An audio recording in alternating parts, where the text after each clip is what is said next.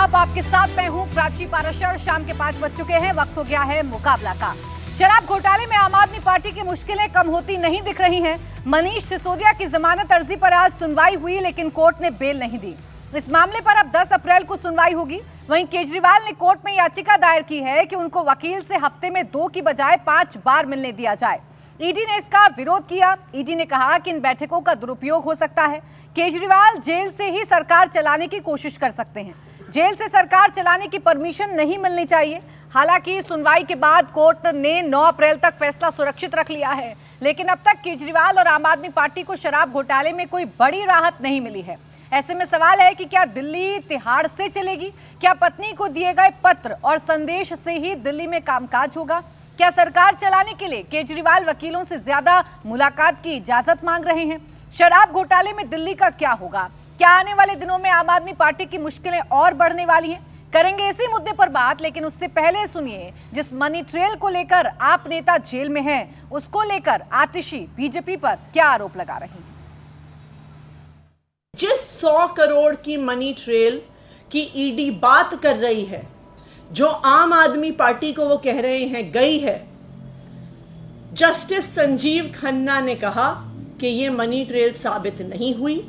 उन्होंने कहा ये डिबेटेबल है, यानी ये संदेहास्पद है, इसको साबित नहीं किया गया।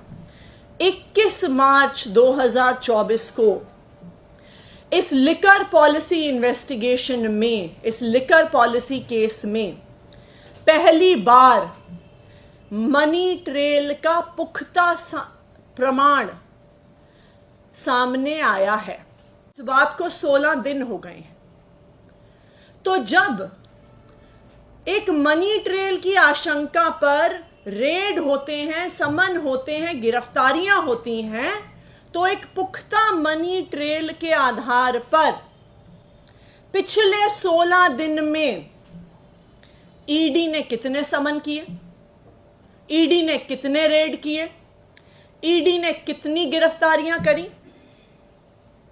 और इसका जवाब यह है कि ईडी ने कुछ नहीं किया, क्योंकि ये मनी ट्रेल शराब कारोबारी शरद रेड्डी से भारतीय जनता पार्टी के अकाउंट में जा रही है।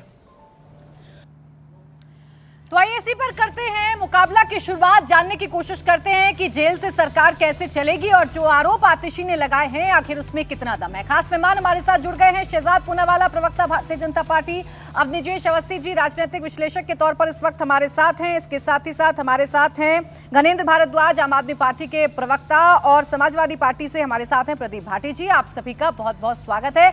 गणेंद्र भारद्वाज जी, आप ही से शुरुआत कर रही हूं। बेशक आप मनी ट्रेल का पता बताएं और कहें कि भारतीय जनता पार्टी से इसका ताल्लुक है, लेकिन इन सब के बीच सरकार कैसे चलेगी, इस सवाल का जवाब आप लोगों के पास नहीं है। तिहाड़ में बंद है मुख्यमंत्री, कैसे चलाइएगा दिल्ली? देखिए प्राची जी, हम पहले दिन से ये कह रहे हैं कि जिस मनी ट्रेल की भारतीय जनता पार्टी बात कर रही है, जिस सो कॉल्ड एक्साइज स्कैम की भारतीय जनता पार्टी पिछले 2 सालों से बात कर रही है, उस सो कॉल्ड एक्साइज स्कैम में 2 मुख्य आरोपी थे। एक का नाम था शरद रेड्डी, जिसको भारतीय जनता पार्टी की ईडी कह रही थी कि ये साउथ लॉबी को रिप्रेजेंट करता है और ये इस घोटाले का मास्टरमाइंड है, किंग पिन है। उस शरद रेड्डी से भारतीय जनता पार्टी ने 60 करोड़ रुपए ले लिए। हम भारतीय जनता पार्टी वालों से सवाल पूछ रहे हैं कि 60 करोड़ रुपए आपने 2 साल पहले लिए, लेकिन 60 करोड़ रुपए लेने के बाद आपकी जिम्मेदारी बनती थी कि आपको सीबीआई को, ईडी को और इनकम टैक्स को बताना था कि ये शरद रेड्डी जो सो कॉल्ड एक्साइज स्कैम का एक आरोपी है, इससे हमने 60 करोड़ रुपए लिए। और पिछले 16 दिन से ये मामला मीडिया के सामने आ गया, देश के सामने आ गया, लेकिन आज तक सीबीआई, ईडी, इनकम टैक्स ने जाके भारतीय जनता पार्टी के राष्ट्रीय अध्यक्ष से पूछताछ नहीं करी। इससे पता चलता है कि ईडी सिर्फ एक तरफा चल रही है। ईडी को जाके बात करनी चाहिए थी। और दूसरा है ये मुगांता श्रीनिवास रेड्डी, ये मोदी जी के साथ इनकी तस्वीरें देख लीजिए। ये मुगांता श्रीनिवास रेड्डी ये सो कॉल्ड एक्साइज स्कैम के दूसरे मेन एक्यूज थे। इनका बेटा राघव रेड्डी जो था, मुगंता राघव रेड्डी, उसको ईडी ने अरेस्ट कर लिया, उसको जेल में डाल दिया। मुगांता श्रीनिवास रेड्डी से बार बार पूछताछ हुई, नो बयान में मुगांता श्रीनिवास रेड्डी और इनके बेटे अच्छा, राघव ईडी पर, रेड्डी ने एक बोला कि मैं आप ईडी पर सवाल पूछ नहीं, रहे हैं, सुन लीजिए। आप मगुंता रेड्डी पर सवाल नहीं, पूछ नहीं, रहे ये बहुत- हैं। एक सेकंड, आप बार बार शरद रेड्डी पर सवाल पूछ रहे हैं। यही आरोप आतिशी अपनी प्रेस कॉन्फ्रेंस में लगा रही थी।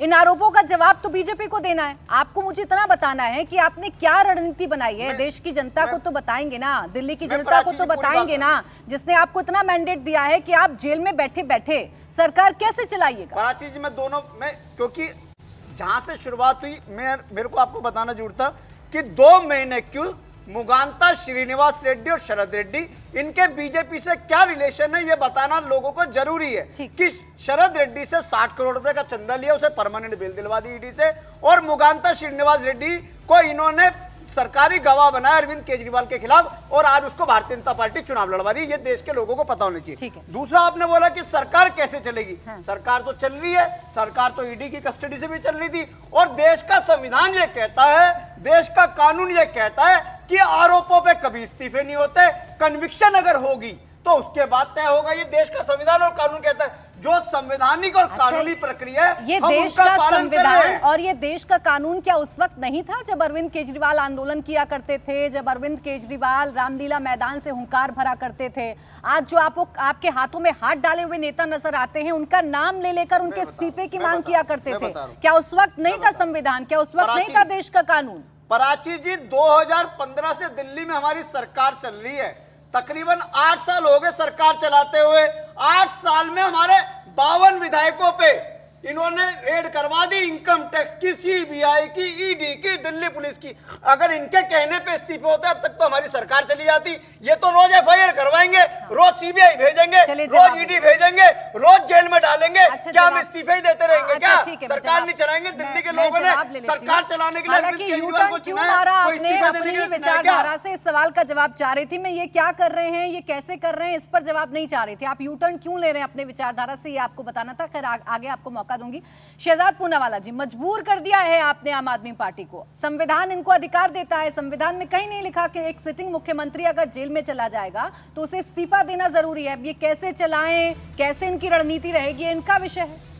अच्छी बात है कि संविधान में ऐसी कोई प्रक्रिया नहीं है। उनको उस समय पर रामलीला में याद नहीं आया, पर आज जब नए स्वरूप में रामलीला में बैठे थे, मतलब कि इंडिया अगेंस्ट करप्शन का स्वरूप बदलकर जस्टिफिकेशन फॉर करप्शन के स्वरूप में बैठे थे, भ्रष्टाचार हटाओ का स्वरूप बदलकर भ्रष्टाचार बचाओ के स्वरूप में बैठे थे, अन्ना के शागिर्द नहीं आज लालू के शागिर्द के रूप में बैठे थे, झाड़ू छोड़कर दारू लेकर बैठे थे, तब इनको याद आया कि भाई आरोप लगने पर संविधान ने कहा है कि इस्तीफा नहीं देना है। पर उस समय पर देखिए क्या बोलते थे, ये ने चोरी कर रखी है, मुलायम सिंह यादव ने चोरी कर रखी है, मायावती ने चोरी कर रखी है, सबने चोरी कर रखी है।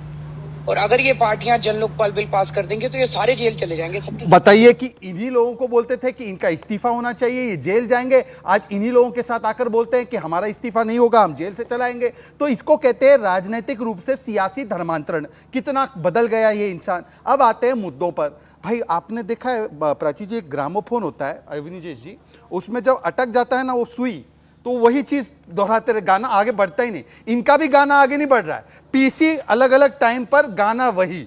कोर्ट के सामने भी ये गाना अरविंद केजरीवाल जी ने गाया कि शरद रेड्डी फलाना फलाना, इसने उसको बॉन्ड दे दिया, कोर्ट ने बोला बेल डिनाइड। हाई कोर्ट गए, अभिषेक सिंघवी ने यही गाना चलाया, बेल डिनाइड। उसके बाद ये मनीष सिसोदिया के मामले में वही गाना, बेल डिनाइड। अरे जो कोर्ट की नहीं मानते, और देखिए बोले ईडी की बीजेपी की ईडी है।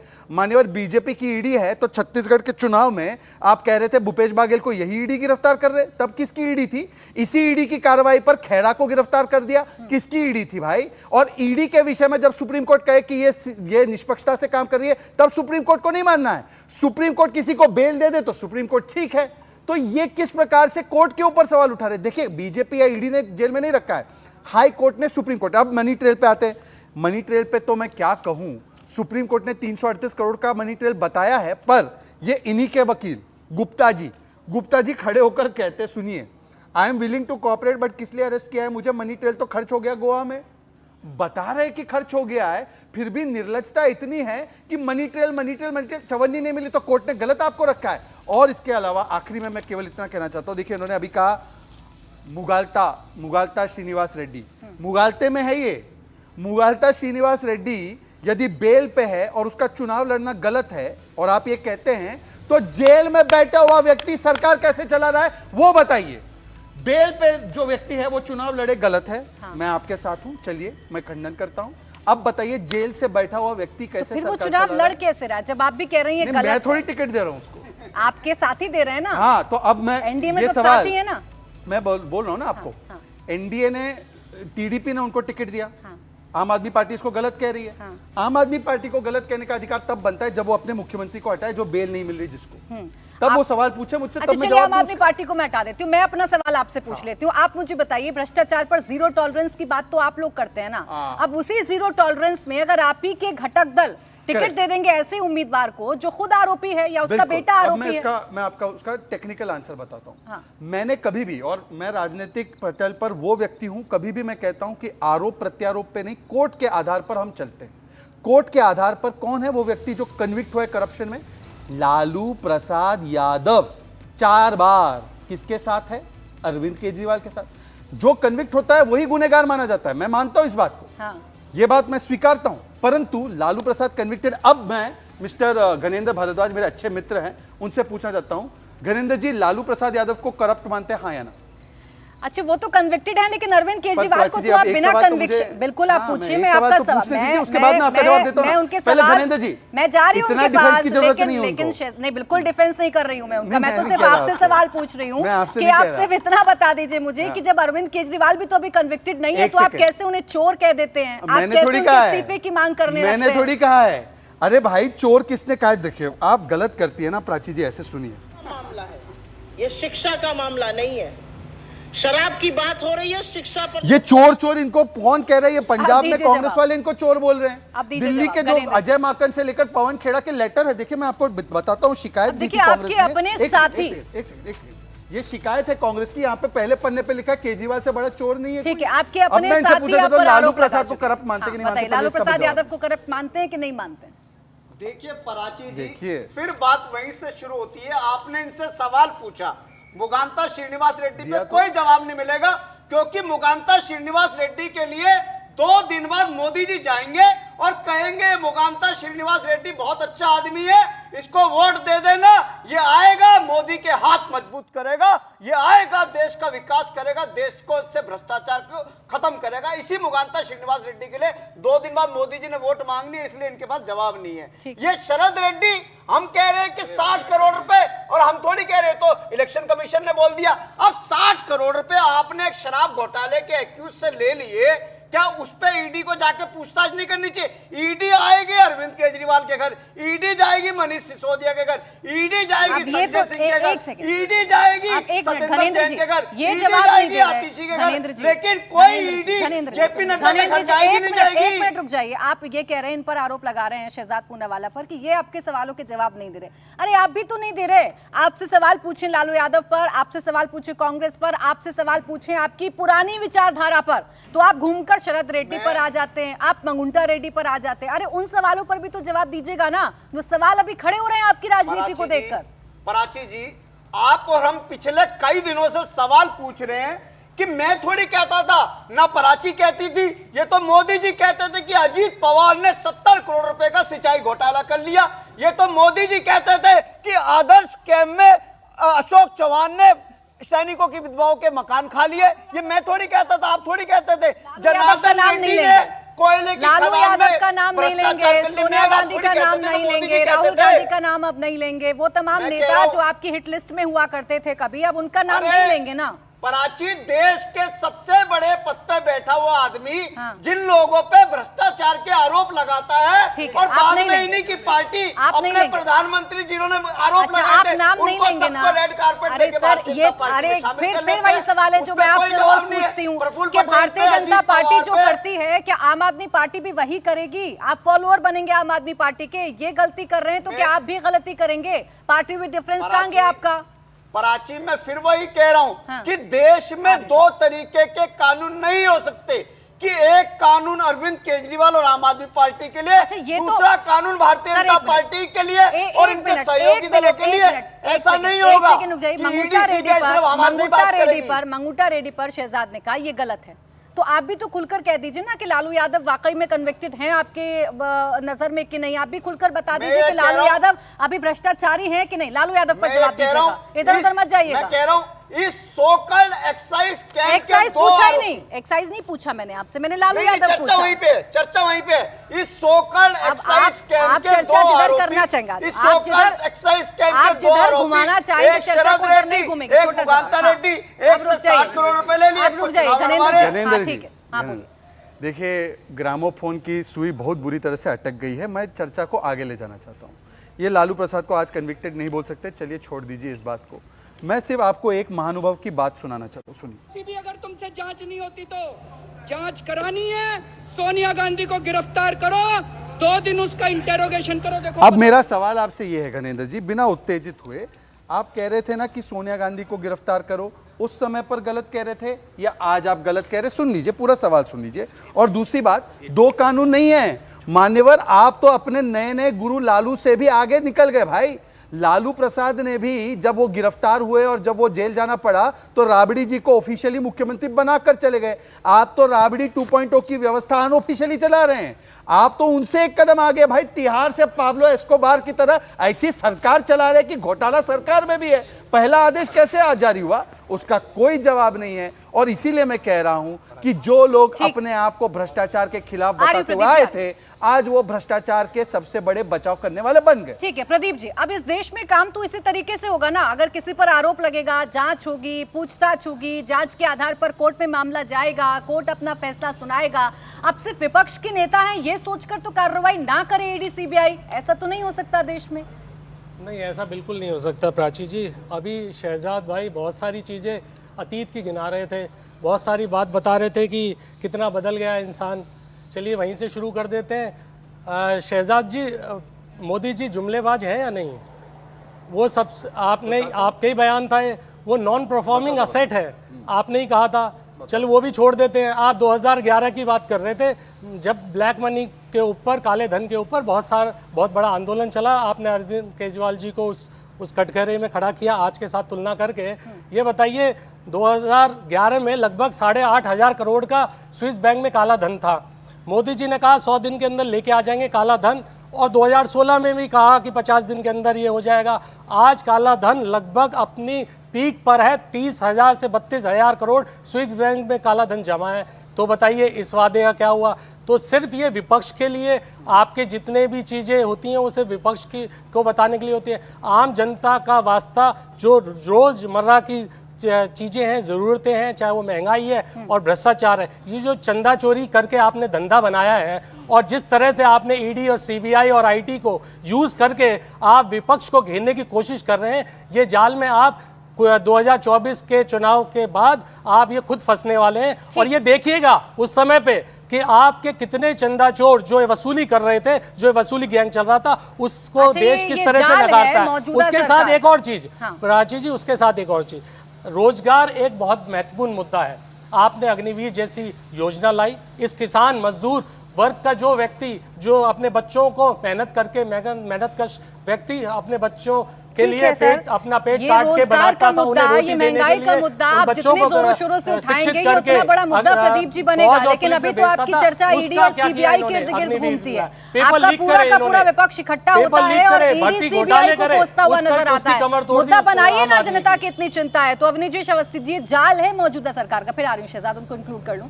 ये जाल है मौजूदा सरकार का, ये पूरा का पूरा विपक्ष कह रहा है। ईडी सीबीआई एक ऐसा हथियार हो गया है सरकार के पास जिससे वो विपक्ष के नेताओं को परेशान करते हैं। खुद ही लड़ेंगे, खुद ही जीतेंगे, मैच फिक्स्ड हो गया है, जैसा राहुल गांधी ने कहा था। प्राची जी, 2-3 बातें बड़ी साफ कर दूं मैं आपके सामने।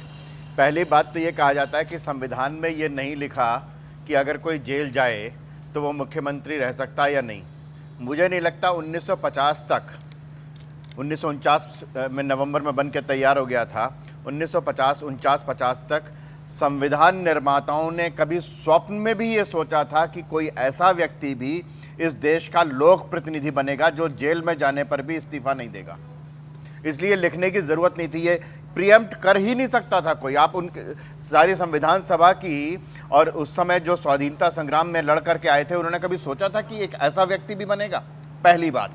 इसलिए संविधान एक सेकंड संविधान अधिकार भाई देखिए मैं बीच अच्छा में देखिए, वो नहीं बीच में नहीं बोलता, बोलता, मैं बीच में नहीं बोलता ना। हाँ बोलिए। संविधान ने अधिकार नहीं दिया हुआ, ये कहीं लिखा हुआ है कि नहीं जेल जाने के बाद भी रह सकता है, ऐसा नहीं लिखा हुआ, वहां कुछ भी नहीं लिखा हुआ ये है। तो संविधान मौन है। पहली बात मौन इसलिए है क्योंकि तब किसी ने सोचा ही नहीं था कि ऐसा भी हो सकता है, एक बात। दूसरी बात, अब बाकी लोगों की बात कर ले, लेकिन कट्टर ईमानदार पार्टी तो एक ही है ना इस देश में। कट्टर ईमानदार हूं, पहली बार खुद कहा मैं बड़ा घर नहीं लूंगा। किसी ने नहीं कहा था कि आप ये कहिए, किसी ने नहीं कहा था कि आप सिक्योरिटी मत लीजिए, खुद कहा कि मैं सिक्योरिटी नहीं लूंगा। किसी ने ये नहीं कहा था कि आप बच्चों की कसम खा के कहिए कि मैं कांग्रेस या बीजेपी या किसी पार्टी की से सहयोग नहीं लगाऊंगा। किसी ने नहीं, ये सब अपने आप लगाए गए थे अपने ऊपर। किसी ने तो गन पॉइंट पे ये कहा नहीं था। जो व्यक्ति खुद अपने किए हुए अपने कहे हुए पर काबिज ना रहे, दूसरों की बात छोड़िए, और कट्टर ईमानदार तो एक ही है। मैं आपको फिर बता दूंगा प्राची जी, एक बात बड़ी साफ करना चाहता हूं मैं। लोगों को लगता है, एक सेकंड में बीच में नहीं बोला था भाई साहब, आपके बीच में नहीं बोला था ना, एक सेकंड, एक सवाल बस भैया देखिए प्राची जी मैं चिल्ले करने आता नहीं हूं भैया, प्रदीप जी कोई किसी के बीच जो में भी जवाब देना वो जरूर दें मेरे को। बात बड़ी साफ सी है कि आप एक बात मुझे बताएं कि यहां पर जिस तरीके से जो पैरामीटर्स, जो प्रमाण, जो प्रतिमान तैयार किए थे वो खुद अपने तैयार किए हुए थे। अगर अपने तैयार किए नहीं होते, कहीं संविधान, आज संविधान में तो नहीं लिखा था ना, संविधान की दुहाई दे रहे हैं।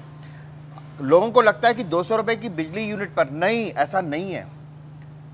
उन लोगों ने वोट नहीं दिए जो सिर्फ 200 रुपए की बिजली लेना चाहते थे। यहां पे सैकड़ों हजारों लोग देश से विदेश से अपनी नौकरी छोड़ करके इस देश से भ्रष्टाचार मिटाने के लिए उस आंदोलन में शामिल हुए थे। लेकिन अवनीश जी उस वो शामिल हुए थे तमाम लोग, आज उनमें से कोई भी नहीं है। क्यों नहीं है? तो ये क्रांतिकारी मैं ये जानना चाहता हूँ, उनमें से कोई भी व्यक्ति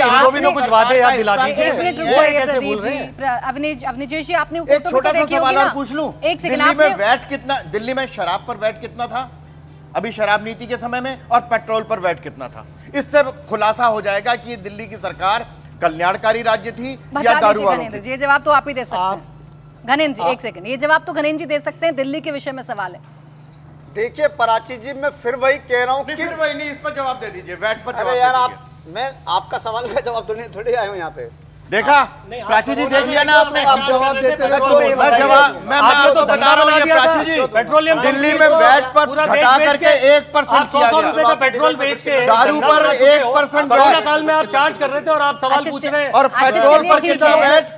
सेंट्रल गवर्नमेंट ये महंगाई खत्म करने आई थी यहाँ पर। ठीक है, ये सवाल चार्ज कर रही क्या? बता दीजिए ना, शर्म ये क्यों करते सवाल हैं? उनका था। अरे जो कम किया था बताइए ना, बता दीजिए दिल्ली में कितना वैट था। एक मिनट रुक जाइए प्रदीप जी, हाँ बोलिए। पराची जी, मैं फिर वही कह रहा हूँ कि देश में दो तरीके के कानून नहीं हो सकते, और आप एक्साइज पे नहीं देंगे। आप जवाब दोगे कि भाई प्रफुल्ल पटेल को क्यों शामिल करा, अरे भैया पहले को शामिल करा, क्यों नवीन जिंदल को शामिल करा, क्यों अशोक चौहान को शामिल करा, क्यों भावना गवली को लिया? जवाब दोगे कि नारायण राणे के? मान लो ना, मान लो ना, मोदी जी भ्रष्टाचारियों को सेक्टर देते, मान गए, संघी भी मान गए, ईमानदार एक ही पार्टी है, सेक्टर देते मोदी जी ईमानदार सिर्फ एक ही पार्टी है ना। आज ये बता दो वैट आगे बीजेपी में करो सारे भ्रष्टाचारियों को। अच्छा घनेन्द्र जी एक मिनट चाहिए, एक सेकंड अवनीश जी, एक मिनट, और घनेन्द्र जी एक सेकंड, बहुत अच्छे से डिबेट चला था। आप नाम बता रहे थे प्रफुल्ल पटेल का, एक एक नाम शहजाद जी से पूछ लूंगी। प्रफुल्ल पटेल का, हिमंता बिस्व शर्मा का नाम आपकी, एक सेकंड सर, आपकी लिस्ट में होगा, आपके लिस्ट में अजित पवार का होगा, और बाकी तमाम जितने भी नेता हैं, और छगन भुजबल का नाम भी इनसे पूछना, मैं पूछ लेती हूँ, लेकिन कुछ सवालों के जवाब तो आप ही देने आए ना यहाँ पर। प्राची जी एक छोटा सवाल, एक 10 सेकंड का सवाल है। प्रफुल्ल पटेल, छगन भुजबल, अजित पवार उस इंडी गठबंधन की पहली बैठक में थे जिसमें ये लोग साथ गए थे मुंबई में, तब वो ठीक थे? आपने ले लिया, तब वो ठीक थे? नहीं, तब वो ईमानदार थे? तब वो ईमानदार थे ना? नहीं, लेकिन अवनीश जी आरोप तो बीजेपी ने लगाए थे। अब जल्दी से फिर शहजाद जी जवाब देंगे। हाँ बोलिए। पराची देखिए, सवाल वही है, पूरी डिबेट का आपका सार यही है कि 100 करोड़ एक्साइज, जवाब नहीं देंगे अवनीश जी, अब एक मिनट रुक जाइए, हाँ बोलिए। पराची आपकी पूरी डिबेट का सार यही है कि 100 करोड़ एक्साइज स्कैम हुआ या नहीं हुआ। अब हुआ तो किसने करा, किसने करा? ये दो लोग हैं, यानी हुआ? एक का नाम है शरद रेड्डी, एक का नाम है मुगांता श्रीनिवास यानी रेड्डी। हुआ है? शरद रेड्डी से 60 करोड़ रुपए लिए तो ईडी क्यों नहीं जाएगी पूछताछ करने बीजेपी के पास? हुआ है क्यों ना? नहीं जेपी नड्डा से बात करेगी? छोटा क्यों सा जवाब मुगांता प्राची जी। श्रीनिवास रेड्डी को यानी कि हुआ है, कहने का मतलब ये है, रेड्डी के लिए मोदी की धनेंद्र वोट जी, मांग रहे हैं? धनेंद्र अरे जी, देश जानना चाहता है कि और जी, देश को पता होना धनेंद्र चाहिए जी, मैं बार कि बार ये जो आपको याद शराब दिलाती हूँ, मैं घोटाला बार बार हुआ है, आपसे कहती हूँ सर, आप जितना लाउड बोलेंगे उससे कहीं ज्यादा लाउड मैं भी बोल सकती हूँ, लेकिन उससे मेरे दर्शकों को कुछ समझ में नहीं आएगा। आप ये मान रहे हैं आप ना, आराम मैं से सुन सुन रही हूँ, मैं आप ही की बात तो सुन रही हूँ, आप ही की बात को सिर्फ सिंप्लीफाई कर रही हूँ कि आप मान रहे हैं कि शराब घोटाला हुआ है। आप कह रहे हैं शराब घोटाले का पैसा इनकी पार्टी को गया। मैं बता रहा हूँ, वही बता रहा हूँ कि शराब घोटाला हुआ। शराब घोटाला बीजेपी ने करा, 60 करोड़ की मनी ट्रेल बीजेपी के अकाउंट में मिली। सरकार है, पूर्ण बहुमत की सरकार है, और विपक्ष में बैठी हुई भारतीय जनता पार्टी शराब घोटाला कर गई और आपको कानों कान खबर नहीं होता है। गणेंद्र जी, ये कैसे बात कर रहे हैं आप? इसका मतलब आपकी सरकार वहाँ सक्षम सरकार नहीं थी, कमजोर सरकार थी कि आपकी नाक के नीचे घोटाला हो गया? जवाब दीजिए प्रफुल्ल पटेल पर। धर्मेंद्र जी, ऐसा तो तरीका ठीक नहीं है भाई, ये सबसे ज्यादा ये लोग बोल रहे हैं, ये तरीका नहीं है। एक सेकंड जल्दी से। मैं कह रहा हूं कि अगर सीबीआई, ईडी अगर ईमानदारी से निष्पक्ष तरीके से इस केस की जांच करेगी तो भारतीय जनता पार्टी के सारे नेता जेल में अब दो सवाल है। पहले तो शरद रेड्डी का जो पैसा गया आपके यहाँ, आपकी पार्टी में गया, उसकी जांच ईडी करेगी कि नहीं करेगी? और दूसरा सवाल, बाकी उन तमाम नेताओं पर जिन पर आप आरोप लगाते हैं, जिसमें प्रफुल्ल पटेल शामिल हैं, छगन भुजबल शामिल हैं, हिमंता शामिल हैं, देखिए अजित ऐसा पवार है, शामिल हैं। मैंने दोनों क्वेश्चन नोट किए, पर मैं इस शर्त पे कि ये मुझे आगे मेरी बातों में इंटरप्ट नहीं करेंगे, मैं पहले इनसे जवाब शुरू करूंगा। हालांकि ये अपने सवाल का जवाब नहीं दे रहे कि लालू प्रसाद करप्ट मानते नहीं मानते। अब मैं एक एक करके शरद रेड्डी की बातों पर ये सारी आर्ग्यूमेंट केजरीवाल जी ने जज के सामने रखी थी प्राची जी कोर्ट में। यदि कोर्ट को लगता कि इस आर्ग्यूमेंट में कोई तर्क और तथ्य है तो वो उसमें बेल दे देते ना तुरंत। जो उस बात पे कोर्ट कन्विंस नहीं है, जज कन्विंस नहीं है, प्राची, शहजाद, घनेंद्र भारद्वाज कौन होते हैं, हमारी क्या हैसियत है? हाई कोर्ट कन्विंस नहीं हुआ, इसका मतलब ये झूठ बोल रहे हैं। और इनकी देखिए बीच में नहीं, देखिए प्रदीप जी, कोई बीच झूठ बोलने की आदत इस प्रकार की, याद है ना आपको प्राची जी? पास आतिशी जब डिबेट पे आती थी मंत्री बनने से पहले, उनकी और मेरी डिबेट हुई थी। 800 करोड़ का ऑडियो टेप है, बीजेपी वालों ने जो पार्टी में पैसे रखे हैं हमें तोड़ने के लिए, आज तक आया क्या ऑडियो टेप? गडकरी जी भ्रष्ट है, क्या किए? माफी मांगे। अरुण जेटली भ्रष्ट है, स्वर्गीय अरुण जेटली की माफी मांगी। ऐसी पार्टी जिसने बोला आईबी की रिपोर्ट है, गुजरात चुनाव जीत रहे, इनकी बातों की कोई विश्वसनीयता है क्या? अब मैं इसलिए कह रहा हूं कोर्ट ने उसको सेटल कर दिया, इस पे तो कोई चर्चा नहीं होनी चाहिए, पर किसी लोगों की सुई आगे बढ़ती नहीं है, मैं क्या करूं? दूसरी बात हिमंता पे, मैं कह रहा हूं कि अगर हम गलत आरोप लगाते हैं तो जो हिमंता ने कदम उठाया है ना, उसको उठाना चाहिए। ये हिमंता जी ने क्लोज फ्रेम में लीजिए इसको, ये हिमंता जी ने इंडियन एक्सप्रेस को और इन सभी लोगों को न्यू डेफेमेशन नोटिस भेजा है। पता है क्यों? इसमें आप पढ़िए, उन्होंने कहा 2014 में मैं बीजेपी ज्वाइन किया, उससे पहले सीबीआई ने मुझे विटनेस के रूप में बुलाया था और मैंने विटनेस के रूप में जाके स्टेटमेंट दर्ज करवाने के बाद सोनिया गांधी जी से कहा था कि मैं अक्यूज नहीं हूं, तरुण गोगोई के प्रोपेगेंडा को बंद कीजिए। और जब सोनिया गांधी ने नहीं सुनी मेरी बात तो 2015 में मैंने छोड़ी पार्टी। ये विटनेस के रूप में गए थे। ये प्रफुल्ल पटेल की बात करते, 2011 का स्टेटमेंट गूगल करके देख लीजिए। मनमोहन सिंह ने कहा प्रफुल्ल पटेल ने 1 रुपए की चोरी नहीं की है, वो सबसे ईमानदारी खरीद उन्होंने की है। सीबीआई ने 4 एफआईआर दर्ज की है खरीद के मामले में, प्लेन के खरीद के मामले में। चारों एफआईआर जारी है, ऑन है। अगर कोई केस बंद है तो मुझे केस नंबर के साथ सीबीआई का डॉक्यूमेंट दिखाए। अब मेरी बात मुझे करने दीजिए, मेरी 2 बातें हैं केवल।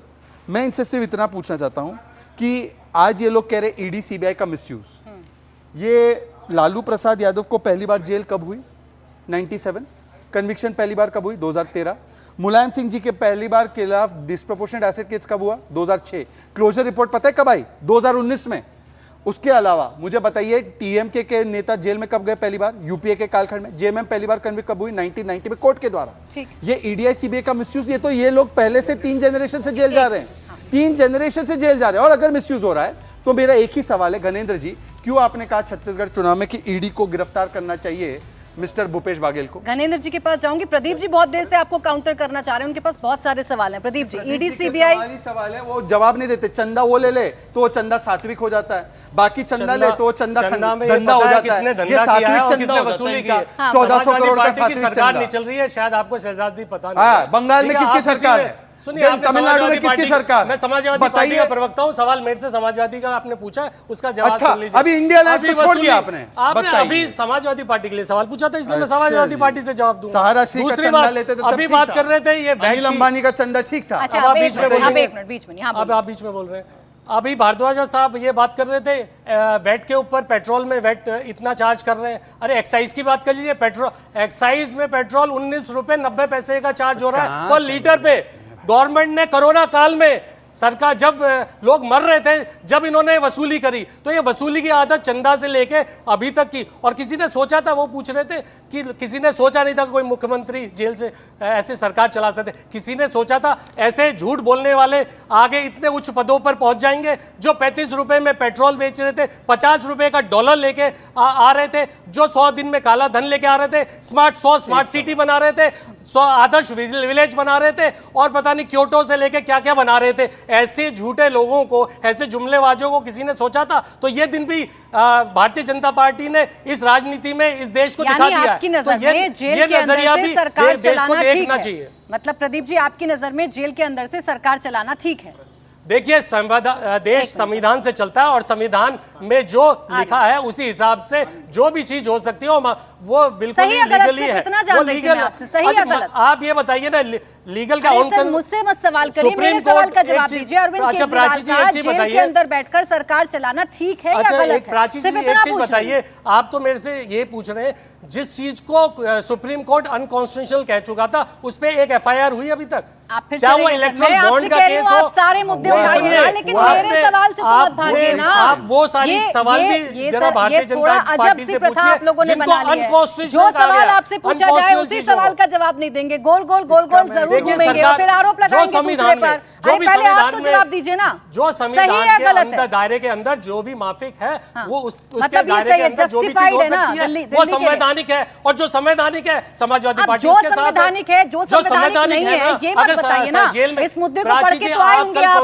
आपके साथी है, आपके साथी है ना आम आदमी पार्टी, आप पढ़कर तो आए होंगे, आपको तो पता होगा कि संविधान में क्या लिखा है और क्या तो नहीं मैं लिखा है। उसी तो संविधान बताइए, के सही हिसाब है से या बता गलत रहा हूँ ना। है? भारतीय जनता पार्टी की तरह संविधान मानने वाले, सही ना है मानने गलत? वाले लोग तो हम है सही है नहीं। गलत? संविधान में अगर ये लिखा है कि सरकार वहां से सर, चलाई अगर जा मगर पर सकती है, मत जाइए ना, अगर संविधान सरकार पढ़ा है कि नहीं पढ़ा है, अगर इतना संविधान बताइए ना। में इसको गलत नहीं बताया बिना गया, पकड़ इसलिए नगर पर संवैधानिक चले गए, है। डायरेक्ट कहने में क्या? प्राची जी, डायरेक्ट संविधान में कहने इसको में गलत क्या नहीं बताया परेशानी गया हो है। रही है? सीधा अगर ये सीधा सही उत्तर है सुन तो लीजिए। सही है, गलत है तो गलत है।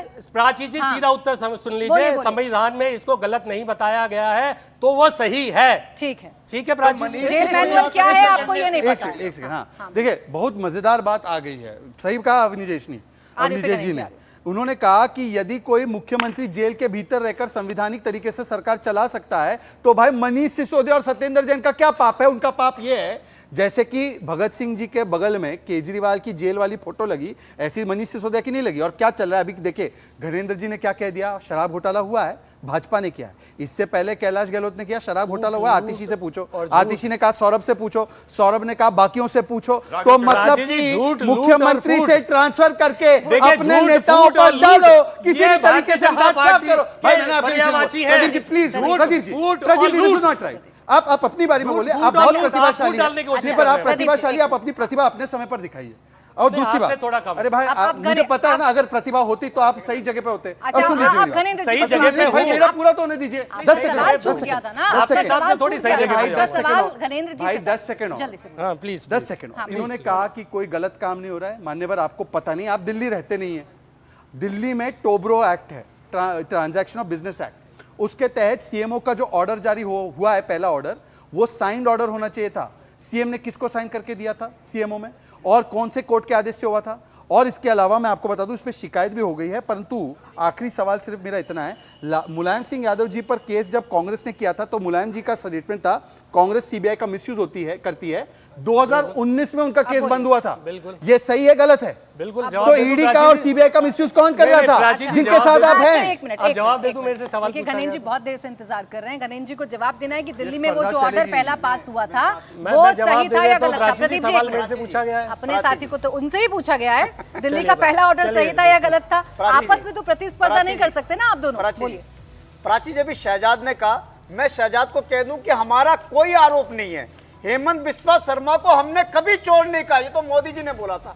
शुभेंदु अधिकारी को हमने कभी चोर नहीं बोला, ये तो मोदी जी ने बोला था। हमने कभी प्रफुल्ल पटेल, अशोक चौहान को चोर नहीं बोला, ये तो मोदी जी ने बोला था। अब मोदी जी कह रहे हैं चोर है और आप कह रहे हो कि चोर नहीं है, तो मोदी जी और आप में बहुत बड़ा कॉन्फ्लिक्ट है। और मोदी जी ने जिसको चोर ठहरा दिया उसको आपकी पार्टी के राष्ट्रीय अध्यक्ष हेडक्वार्टर में लेके जाते, रेड कारपेट बिछाते, कहते जी आओ भारतीय जनता पार्टी में आओ, करप्शन करना है तो भारतीय जनता पार्टी में आके करो। अरे मोदी जी की जबान की कोई वैल्यू है कि नहीं है? मोदी जी ने कहा था, हमने थोड़ी कहा था, ये तो मोदी जी ने कहा था। ये सारे चोर हैं, प्रफुल्ल पटेल चोर, अजीत पवार चोर, हेमंत बिस्वा शर्मा चोर, शुभेंदु अधिकारी चोर, छगन भुजबल चोर, नारायण राणे चोर, और सारे चोर भारतीय जनता पार्टी ने ले लिए। किस तरीके की राजनीति? अच्छा, प्रधानमंत्री नरेंद्र मोदी अपनी जबान से पलट गए, आप कह रहे हैं। प्रधानमंत्री नरेंद्र मोदी पूरी की पूरी भारतीय जनता पार्टी अपनी जबान से पलट गई, आप ये कह रहे हैं। चलिए बात में मान लेती हूं, प्रधानमंत्री की बात तो लीजिए, सवाल कंप्लीट तो होने दीजिए ना, एक बार सवाल कंप्लीट। एक सेकंड मुझे सवाल कंप्लीट, तो मैं क्या मानती हूँ और क्या नहीं मानती हूँ उसे रहने दीजिए, मुझे सवाल पूछने के लिए रहने दीजिए, मुझे सवाल पूछने के लिए रहने दीजिए। सवाल पूछ रही हूँ, अभी मैं पत्रकार की भूमिका में हूँ, तो मुझे सवाल पूछने दीजिए प्लीज, मुझे मत घसीटिए इस बहस में। घनेंद्र जी एक मिनट रुक जाइए। घनेंद्र जी, अगर ये यू टर्न ले रहे हैं तो आप क्या कर रहे हैं? घर क्या अभी याद दिलाया अवनीश अवस्थी जी ने आपको, आपने तमाम नेताओं के नाम लिए, अभी तो उनके हाथों में हाथ डालकर अपनी शक्ति का एहसास करा रहे हैं ना। वो सारे आरोप भूल गए आप। लालू यादव तो कन्विक्टेड हैं कि नहीं है? प्राची सुन लीजिए, प्राची इस सवाल का जवाब दीजिए, बोल मत घुमाइएगा। प्राची इसी से शुरू करिएगा सर। हमारा प्राची, हमारा और अरविंद केजरीवाल का कसूर क्या है? क्यों अरविंद केजरीवाल जेल में? ये नहीं पूछा मैंने आपसे, मैंने ये पूछा इनका स्टैंड बदला तो आपका स्टैंड क्यों बदल गया? कट्टर ईमानदार थे आप, आपकी नजर में जितने विपक्ष के नेता थे वो भ्रष्ट थे, आज ईमानदार कैसे? कह रहा हूं पराची जी, जो आज देश की जो व्यवस्था है, इसी सवाल का जवाब चाहिए मुझे। आप सवाल का जवाब नहीं दे रहे, भाग रहे हैं इधर से। बोलिए। सुन तो लो, आप सुन नहीं रहे। जिनको आपने कहा था कि ये सब जेल के अंदर होने चाहिए, पहले वो बोल पड़ते हैं। उनके साथ क्या क्या कहा था ये मत बात शुरू करिए, फिर बात बहुत लंबी चली जाएगी। एक सवाल का जवाब सेलेक्टिव नहीं चाहिए, बिल्कुल सेलेक्टिव नहीं चाहिए, बस आपको इतना बताना है। आपने बहुत अच्छे से बताया कि कैसे शहजाद पूनावाला की पूरी पार्टी यू टर्न मार लेती है, ठीक है, मैं समझ गई। अब आप तो बताइए कि आपके नेता ने क्यों यू टर्न मारा? प्राची में बता रहा हूँ, प्राची देश में पिछले 10 सालों से जिस तरीके से रोज लोकतांत्रिक संस्थाओं को गला दबाया जा रहा है, जिस तरीके से रोज संविधान की हत्या हो रही है, जिस तरीके से रोज लोकतंत्र का मर्डर हो रहा है, और उस लोकतंत्र को बचाने के लिए आज देश बचाने का सवाल है। आज सवाल मेरा और प्राची का नहीं है, आज सवाल मेरा और शहजाद का नहीं है, आज सवाल है कि देश बचेगा तो प्राची यहाँ पे खड़ी होगी, मैं यहाँ पे खड़ा हूंगा। आज देश के लोकतंत्र को बचाने के लिए हम सब लोग एकजुट हैं और हम सब लोग मजबूती से लड़ाई लड़ रहे हैं इस तानाशाही और अहंकारी सरकार के खिलाफ। हम लड़ते रहेंगे ना। एक मिनट, ये बताइए ना कि भ्रष्टाचारियों से क्या देश को नहीं बचाना होता है? अरे भ्रष्टाचारी तो सारे बीजेपी में चले गए, लालू यादव दोष मुक्त हो गए, बीजेपी ने लालू यादव दोष मुक्त हो गए। मैं कह रहा हूं, सोनिया गांधी, राहुल गांधी पर आपके सारे आरोप गलत थे, शीला दीक्षित पर आप जो आरोप लगाते थे वो सब गलत थे। मैं कह रहा हूं जितने भ्रष्टाचारी सारे बीजेपी के पदाधिकारी सारे बीजेपी में चले गए, सारे भ्रष्टाचारियों को इन्होंने ले लिया। ये देश में चल रहा है, अब तो भ्रष्टाचारी सारे इनके पास है, लड़ाई भ्रष्टाचार के खिलाफ सारे इनके पास है, उनके खिलाफ लड़ाई लड़ेंगे। मेरा छोटा सा सवाल है, 10 सेकंड का, शहजाद 10 सेकंड का। आपने शीला दीक्षित जी के घर के एसी गिनवाए थे? अभी आप ये बताइए, जो वहां आपके मुख्यमंत्री का घर है उसमें कितने करोड़ रुपए का खर्चा हुआ है? मैं बस मुझे भी आने दीजिए, फिर वो कंसोलिडेटेड जवाब दे प्लीज। अब देखिए कितनी अजीब जवाब नहीं दिया ना भाई, सुनिए जवाब नहीं दिया भाई, मेरा समय प्लीज। जवाब कहाँ है? मुझे जवाब चाहिए। अवस्थी जी मेरे साथ अन्याय न कीजिए। देखिए बड़ा गजब का तर्क है, अरे भाई गजब का तर्क है, नहीं मैं आपको दूंगा, सबका जवाब दूंगा। गजब का तर्क है कि भाई प्राची को एंकरिंग करनी है तो केजरीवाल को जेल से सरकार चलाना जरूरी है, लोकतंत्र बचाना है। और देखिए कि लोकतंत्र बचाने का डीएनए, ये कहते हैं बंगाल में लोकतंत्र दीदी मार रही है, पंजाब में खड़गे जी बोलते हैं लोकतंत्र आप मार रही है, केरल में कहते हैं कि पिनराई विजयन मार रहे हैं, और मिलके ये सब लोकतंत्र बचा रहे हैं। अच्छा मुझे एक बात बताइए कि ये लोकतंत्र बचाने के लिए आप लोग सब इकट्ठा हो चुके हैं, तो भाई साहब ये लोकतंत्र बचाने के लिए सारे भ्रष्टाचारियों को आपने साथ में ले लिया, आप कहते हैं हम पलट गए। हम नहीं पलटे हैं, ये सारे के सारे लोग तब जब हम ये आरोप लगाते थे ये कहते थे कि कोई भ्रष्टाचार का केस नहीं हुआ है, ये कहते थे नहीं ये घोटाला नहीं हुआ है, वो घोटाला नहीं हुआ है। आज ये सारे लोग कह रहे हैं मिलके कि हाँ मोदी जी सही है, हमारी सरकारों ने घोटाला किया है। अब बताइए, मतलब सुन लीजिए, ये वो पहले ऐसे दल और पार्टी है जो कहते हैं हाँ हम भ्रष्टाचारी है, हम गंदे कपड़ों की फैक्ट्री है। आप लोगों ने सही कहा था, तो आज तो ये पलटे हैं। और दूसरी बात, मेरी बात पूरी हो जाने दीजिए, उसके बाद आप पूछिए। 10 सेकंड मेरी बात पूरी हो जाने दीजिए। सर आएगी, सबकी बात आएगी। 10 सेकंड में पूरी बात कर लूं। हम लोगों ने आरोप जिस पर भी लगाया, उस व्यक्ति ने कोर्ट में जाकर अपने आप को बरी करवा के फिर वो हमारे साथ अलायंस में आए। मैं आपको हिमंता बिस्वा शर्मा का उदाहरण दे रहा हूं। पर इन्होंने जिन पे आरोप लगाए, चोरी करके आए, चोरी कर रखी है, मुलायम सिंह यादव ने चोरी कर रखी है, मायावती ने चोरी कर रखी है, सबने यानी चोरी आप कर जो रखी है। पहले आरोप जो एक सेकंड सुन लीजिए ना, मेरी बात पूरी होने देखिए, दीजिए। फिर ऐसे नहीं लालू चर्चा जी हो तो पाएगी ना। लालू जब जी अपना तो सवाल कंप्लीट करेंगे, जवाब कंप्लीट करेंगे, भाई तब सवाल ऐसा होगा। है, ऐसे एक नहीं हो तरफ तो पाएगा। वो है, प्रदीप एक जी तरफ ना, तो वो एक है, मिनट एक रुक तरफ वो भी तो वो है। इंतजार कर आप रहे हैं। पूछ लीजिए, फिर मैं मैं आपसे जवाब पूछ रही हूँ, यानी आप जो पहले आरोप लगाते थे वो सारे आरोप आपके निराधार थे, बिना हमारे किसी आरोप निराधार सबूत नहीं के थे। आप आरोप लगाया करते समझिए इस थे। बात को। हम आरोप जब लगाते थे, हम क्या कहते थे, जांच होने दीजिए। सरकारें उस समय पे कहती थी नो भ्रष्टाचार, फिर कोर्ट में मामला जाता था क्योंकि ये लोग जांच नहीं करवाते अच्छा, थे। एक छोटा और सा सुन सवाल है। लीजिए, और कोर्ट के माध्यम से जब क्लीन चिट मिली, और आज ये लोग मान रहे हैं कि हाँ उस समय पर भ्रष्टाचार हमने ठीक है, किया। प्रदीप। अब दूसरी बात, 10 सेकंड, परंतु इनके यहाँ कौन आ रहा है? लालू जो 4 बार कन्विक्टेड है। हमारे गठबंधन में जो भी लोग हैं उनको तो क्लीन चिट कोर्ट से अच्छा, मिली है। प्रदीप जी आपके यहाँ तो कन्विक्टेड है, तो बताइए लालू करप्ट है कि नहीं? गजेंद्र बोले। जी, एक सवाल का तो जवाब दीजिए गजेंद्र जी, लालू करप्ट है कि नहीं? देखिए प्राची जी, लालू करप्ट है कि नहीं? छोटा लालू जी, जवाब दीजिए। बताइए, हाँ, एक ना सवाल बता का तो जवाब दीजिए। मैंने प्राची 4 जी, सवाल का जवाब दिया। देखिए हाँ ना में चार। जवाब दे दीजिए। हाँ ना में। सवाल। प्राची जी, नहीं प्राची लालू जी, करप्ट है कि नहीं? शहजाद जी, आप मॉनिटर भाई, मैंने मत तो बने ना। सारे सवाल नहीं, के आप जवाब मॉनिटर दिए। मत बने ना, जवाब मैं मेरा मॉनिटर नहीं बन रहा हूं। नहीं, फिर आप डिबेट में सवाल जवाब होते कौन हैं। जवाब देगा ये आप चार थोड़ी पांच डिसाइड सवाल करेंगे। जवाब बिल्कुल आप कौन सवाल जवाब, वो बहुत देर से आप अपने थोड़ी सवाल डिसाइड लेकर करेंगे। बोलिए। आप यहाँ चुनावी भाषण शुरू कर रहे हैं। और हम सुनिए सवाल बात, पूछे तो अबे आप अभी चुप रहिए नहीं थोड़ी देर, एक मिनट बताइए। बात सुनिए। देखिए, झूठ लूट और फूट वाली पार्टी संविधान के बारे में बात ना करे तो ज्यादा अच्छा है। कल तक आप संविधान धोखेबाज कांग्रेस को अनकॉन्स्टिट्यूशनल, संविधान में अनकॉन्स्टिट्यूशनल चीज, संविधान की बात सुप्रीम कोर्ट जो मान चुका है, जो इलेक्शन कमीशन को 146 सांसदों को सस्पेंड करके जो इलेक्शन कमीशन को अपॉइंट करने का बिल लेके आ जाते हैं, वो संविधान की बात कर रहे हैं। भ्रष्टाचार की वो बात कर रहे हैं जो सारे सबको भ्रष्टाचारी कह रहे थे। किसी की फाइल चोरी हो जाती है, किसी को क्लीन चिट मिल जाती है, वो भ्रष्टाचार की बात कर रहे हैं। और सबको अपनी पार्टी में लेके या अपना साथी बना के या उनको मिनिस्टर और फाइनेंस मिनिस्टर तक बना के उनको अब ये क्लीन होने का सर्टिफिकेट दे रहे हैं। वो पार्टी अब ये बात कर रही है कि हम लोग बिल्कुल पाक साफ है। सारे भ्रष्टाचारी, सारे भ्रष्टाचारी, सुनिए, सारे भ्रष्टाचारी भाजपा में आके सदाचारी हो जाते हैं। ये तो शहजाद जी ने आज दिखा भी दिया और इनकी कोई गलती नहीं है। लालू करप्ट है कि नहीं? अरे आप सुनिए, लालू करप्ट है कि नहीं बताइए ना। आप सबसे बड़े सदाचारी बताइए। हेमंत बिस्वा शर्मा अमित शाह के हिसाब से करप्ट थे या नहीं थे, ये बताइए। संगमा करप्ट थे या नहीं थे, आप बताइए। और ये आपके चलिए उसके बाद जवाब दे देंगे। करप्ट है नहीं देंगे ना, नहीं उनकी फाइलें गुम हो जाती है, आपने क्लीन चिट दे दी उन्हें, आप उन्हें भ्रष्टाचारी बता रहे हैं। अच्छा प्रदीप जी, ठीक है, आपके मुताबिक जितनी भी कार्रवाई हो रही है सारी फर्जी कार्रवाई हो रही है।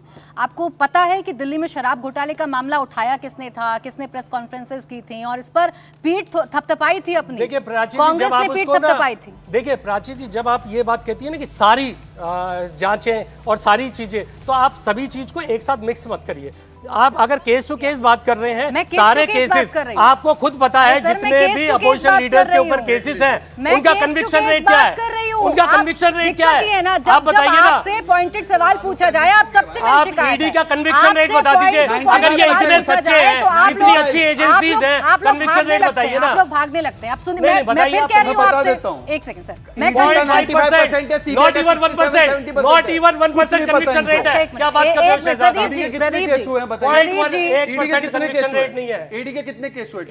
कन्विक्शन रेट, अरे भाई, ईडी के केस कितने हुए? से क्या होता है? अच्छा, मुझे आप आपने 2018 में पीएमएलए एक्ट चेंज करा और आप लॉ चेंज कर दिया। इस वक्त एक और बड़ी खबर आ रही है, प्रधानमंत्री नरेंद्र मोदी इस वक्त गाजियाबाद में हैं, रोड शो कर रहे हैं। सीधा आइए वहां की तस्वीरें आपको दिखा देते हैं। गाजियाबाद की तस्वीरें आप देख रहे हैं। प्रधानमंत्री नरेंद्र मोदी आज यहां से रोड शो कर रहे हैं और आप भारी भीड़ इस वक्त देख सकते हैं।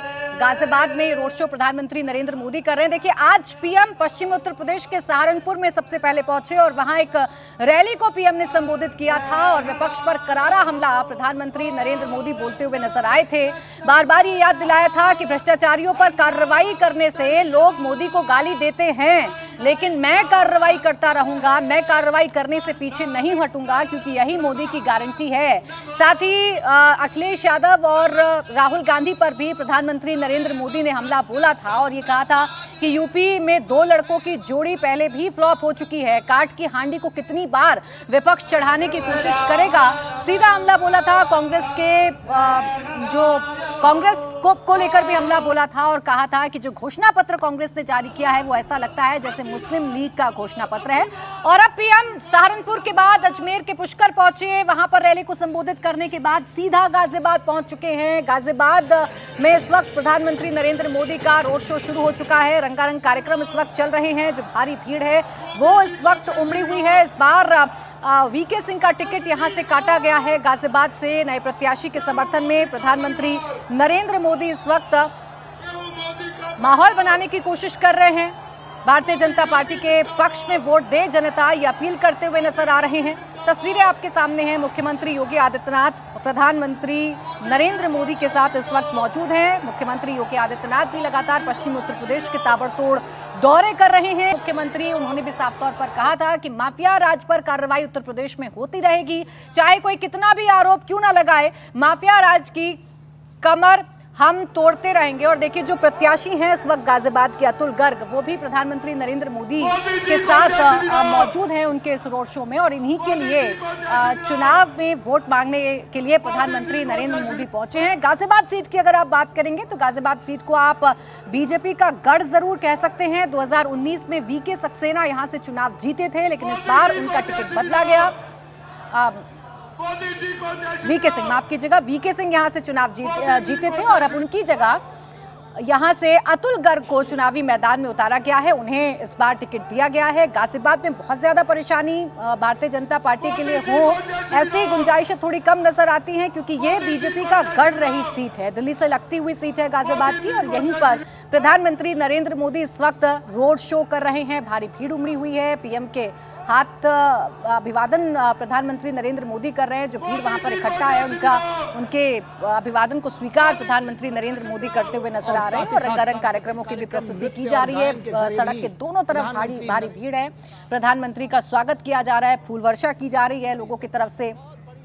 तो पीएम चुनावी दौरों में ताबड़तोड़ इस वक्त व्यस्त हैं। सुबह सहारनपुर से पीएम शुरुआत करते हैं। सहारनपुर में वोट मांगने के लिए प्रधानमंत्री नरेंद्र मोदी जाते हैं। इमरान मसूद पर करारा हमला सहारनपुर में प्रधानमंत्री नरेंद्र मोदी ने बोला। कांग्रेस पर सीधा हमला प्रधानमंत्री नरेंद्र मोदी ने बोला। और हाथ में कमल का फूल लेकर प्रधानमंत्री अपील कर रहे हैं भारतीय जनता पार्टी के पक्ष में वोट देने के लिए। तो गाजियाबाद से ये तस्वीरें इस वक्त हम आपको दिखा रहे हैं। प्रधानमंत्री नरेंद्र मोदी का रोड शो इस वक्त चल रहा है। पीएम गाजियाबाद में इस वक्त मौजूद हैं और गाजियाबाद में अतुल गर्ग, जो कि अभी मौजूदा उम्मीदवार हैं भारतीय जनता पार्टी के, उन्हें साथ में लेकर पीएम गाजियाबाद से होकर गुजर रहे हैं। ये रोड शो प्रधानमंत्री नरेंद्र मोदी कर रहे हैं। देखिए इस बार बीजेपी का टारगेट है कि बीजेपी 370 सीटें जीते और जो एनडीए है वो 400 प्लस का जो टारगेट है उसे अचीव कर पाए। और प्रधानमंत्री नरेंद्र मोदी मिशन साउथ के बाद अब कैसे नॉर्थ पर ध्यान दे रहे हैं और शुरुआत उन जगहों से की जा रही है, प्रचार प्रसार उन जगहों पर किया जा रहा है जहां फर्स्ट और सेकंड फेज में चुनाव होने हैं। और इस वक्त प्रधानमंत्री नरेंद्र मोदी गाजियाबाद में मौजूद हैं। अविनाश तिवारी मेरे सहयोगी इस वक्त गाजियाबाद से हमारे साथ जुड़ गए हैं। अविनाश बताइए, क्या देख पा रहे हैं आप, किस तरीके की हलचल है, क्या चर्चाएं हैं पीएम के इस रोड शो को लेकर? जी देखिए प्राची, आपको तस्वीरें ही सबसे पहले दिखाएंगे कि किस तरीके से यहाँ पे जनता में उत्साह है। गाजियाबाद में रोड शो हो रहा है आज और प्रधानमंत्री नरेंद्र मोदी का पहला रोड शो है उत्तर प्रदेश के अंदर। जिस तरीके से अगर बात करें तो 80 में से 80 सीट जीतने का लक्ष्य रखा है उत्तर प्रदेश में, तो इस वजह से प्रधानमंत्री का यह रोड शो काफी महत्वपूर्ण हो जाता है। और आप देख सकेंगे किस तरीके से जनता में यहाँ पे उत्साह है। तमाम सारे जो गाजियाबाद के निवासी हैं वो यहाँ पे पहुंचे हैं और आसपास के जो जनपद है, जो जिले हैं, वहां से भी लोग यहाँ पे आए हुए हैं। प्रधानमंत्री यहाँ पे पहुंच चुके हैं, आप उनकी फ्लीट देख सकते हैं इस वक्त। और रोड शो कुछ ही मिनट में शुरू होने वाला है। प्रधानमंत्री के साथ साथ यहाँ पे जो प्रदेश अध्यक्ष भूपेंद्र चौधरी वो भी मौजूद रहेंगे, मुख्यमंत्री योगी आदित्यनाथ वो भी मौजूद रहेंगे। और जनता का अभिवादन करते हुए यहाँ से तकरीबन 1.5 किलोमीटर का ये रोड शो है, इसी सड़क मार्ग से वो निकलेंगे। सामने आप देख सकते हैं कि किस तरीके से मंच बनाया गया है। इस तरीके से 32 मंच बनाए गए हैं 1.5 किलोमीटर के इस पूरे रोड शो के बीच में, जिसमें अलग अलग सांस्कृतिक कार्यक्रम हो रहे हैं। अलग अलग जो संस्कृति है उसे दर्शाई जा रही है और तमाम सारे जो कार्यक्रम हैं वो यहाँ पे चल रहे हैं। जनता भी आई हुई है, महिलाएं भी आई हुई, उनसे हम बात करेंगे। आप लोग बताइए कि कितना उत्साह है प्रधानमंत्री को लेकर? बहुत ज्यादा। प्रधानमंत्री आ चुके हैं, किस तरीके से अब आप लोग स्वागत करने वाले हैं? बहुत ही बढ़िया लग रहा है, हमारे सौभाग्य जो हमारे शहर में आए। आप लोग बताइए कि प्रधानमंत्री यहाँ पे पहुंच चुके हैं, किस ठीक तरीके है, से पीएम आप के लोग स्वागत के उत्साहित लिए हैं? लोग खड़े बहुत हुए हैं, उत्साहित कई हैं। घंटों से इंतजार बहुत कर ज्यादा रहे हैं। उत्साहित हैं। गाजियाबाद में इस वक्त प्रधानमंत्री किस नरेंद्र तरीके से मोदी स्वागत करेंगे? मौजूद हैं, तस्वीरें हम देख रहे हैं। भीड़ जो है